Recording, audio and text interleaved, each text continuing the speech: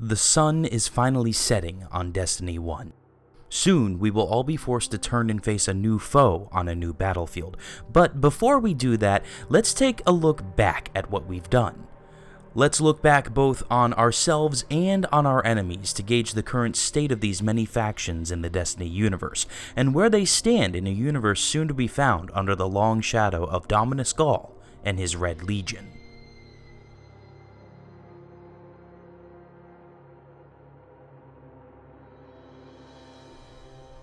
The Fallen, our first foes, a desperate alliance of treasure seekers, bounty hunters, and quasi-religious zealots.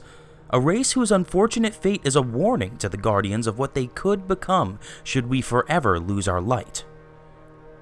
They could perhaps be seen as our rivals, the enemy always on our doorstep, acting as both constant threat and, in a strange way, our initial motivation to succeed in the face of seemingly impossible odds. Over the course of Destiny's 3-year run, no enemy offered a consistent and constant threat in the same way as the Fallen.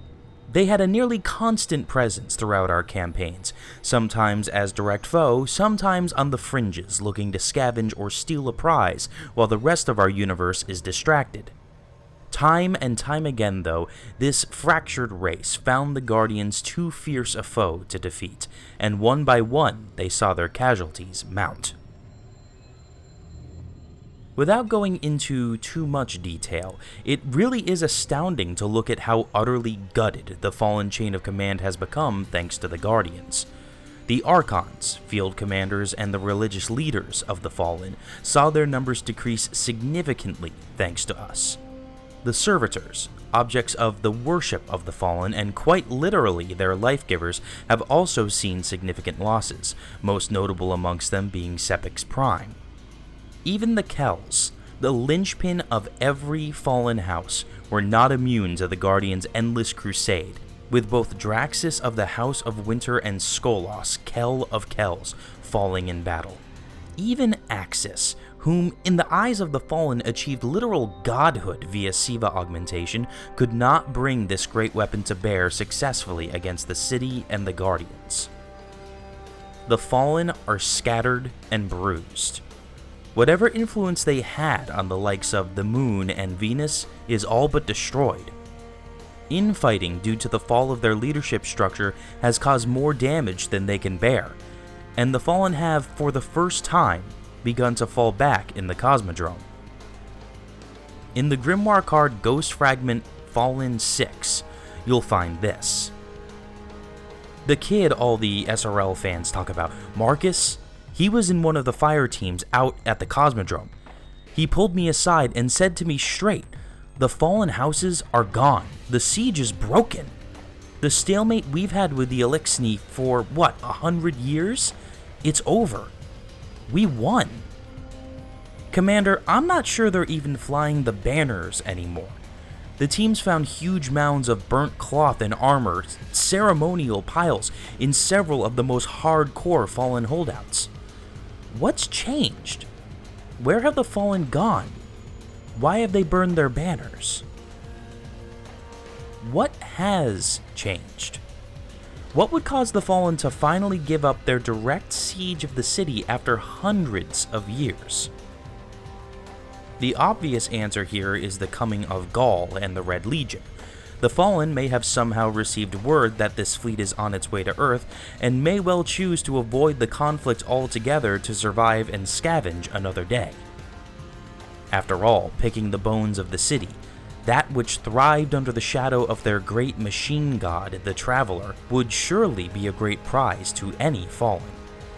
However, there is one more major player in the story of the Fallen, one who has never held faith in the abilities of the Guardians. Prince Uldren Sov of the Reef. The last we saw of Uldren Sov was at the Battle of Saturn between the Queen's Armada and that of Oryx, the Taken King. Uldren's ship raced away from the onslaught of Oryx's attack, and for a time, his fate remained a mystery. Uldren managed to survive the attack, as seen in the Grimoire card The Aftermath. His ship was in fact blown all the way to Mars. After repairing his ship, Uldren began to enact his plan to rebuild an army worthy of the Reef, and more importantly to him, worthy of his queen. After leading the Fallen on a chase from planet to planet, hiding his actions and even his survival from his allies, Uldren Sov allowed himself to be captured by the Kell of Kings. Uldren is on Earth. Uldren plans on following in the footsteps of his sister to subdue the severely wounded House of Kings and rise up as its new Kell. The Grimoire card The Reef 4 reads, "He thought they would take him to a catch, but they were deep underground, not near the Cosmodrome, but it didn't matter. He'd never been particularly concerned with the geography of this blasted world. It was not his home. So he bent his head low and listened to the guttural strings of hisses and clicks issuing from the maw of a would-be king in yellow, a broken ruler of a broken house, and the last of his kind. They were more alike than he cared to admit. When the creature's anger had burnt itself out, he raised his head to look at it. He did not need to speak. One Kell rises, and another bends its knee, and the prince felt the little hum of starlight ripple through him, the one that let him know she would be pleased with what he had done. This perhaps may explain the mass exodus of the Fallen from the Cosmodrome. There is but one Kell left on Earth now, and he does not make his home in Old Russia. But to what end? Uldren plans on building a military force that answers to none but him.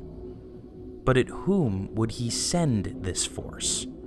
Does he wish to begrudgingly continue the rough alliance between the city and the Reef?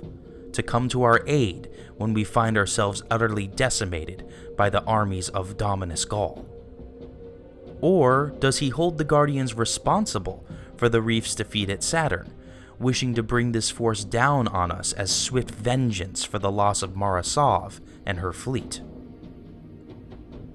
We will surely meet new Fallen figures and leaders as we venture to new planets and lands, and major conflict between the Guardians and the House of Kings seems all but inevitable as we enter the European Dead Zone in Destiny 2. The Fallen appear to be potentially reforging themselves on Earth into a new fighting force, a collective under a single banner, led by the most unlikely of Kells. We surely will come into conflict with them on other planets, but when it comes to our home and the city which we seek to reclaim, the Fallen remain skulking in the shadows as an ever-present threat, a dagger waiting to be plunged into our necks when our backs are turned. With the wildcard that is Uldren Sov thrown into the mix, it's anyone's guess as to what their end goals will be shaped into. Only time and battle will tell. Thank you for watching. This has been Scan with GLHF TV.